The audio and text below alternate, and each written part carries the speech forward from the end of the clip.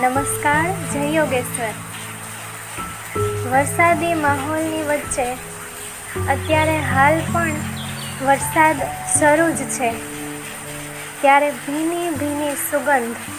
અનુભવાઈ રહી છે અને એમાંથી જ આ લખવા મને પ્રેરિત કરી છે કુદરતે કે ગરમીના એ દિવસો જ્યારે રજા લેવાની તૈયારી કરતા હોય અને તેવામાં જ્યારે વર્ષા રાણીનું ધીમી ધારે આગમન થવાના દિવસની એટલે કે નવા એડમિશનની કાગડોળે રાહ જોવાતી હોય,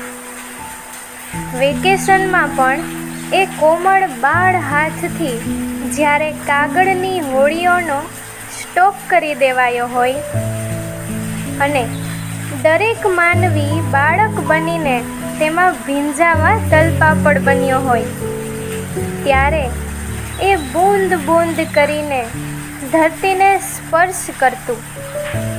વર્ષા રાણીનું આગમન ચારે કોર આકાશમાં જાણે વાદળીઓના સમૂહની સાથે શ્યામ વર્ણી એ નભને જોતું એ દરેક મન સમગ્ર જીવસૃષ્ટિનું મન નાચવા લાગ્યું હોય અને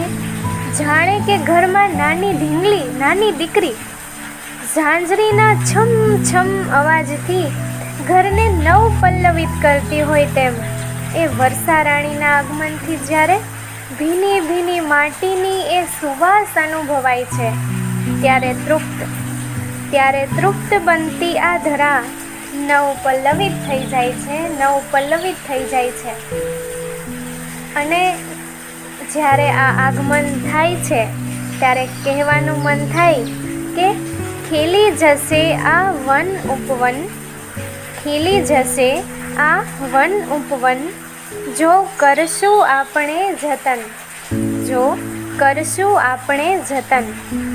નવ પલ્લવિત થશે આ સૃષ્ટિ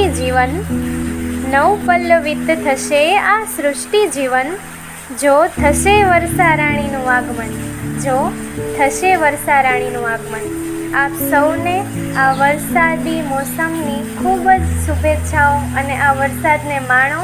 અને એ દરેક ક્ષણને તમારા દિલમાં છુપાવીને અને દિલમાં રાખીને આજીવન માટે કેદ કરી લો એવી શુભેચ્છાઓ. જાનકી પોપટાણીના જય યોગેશ્વર.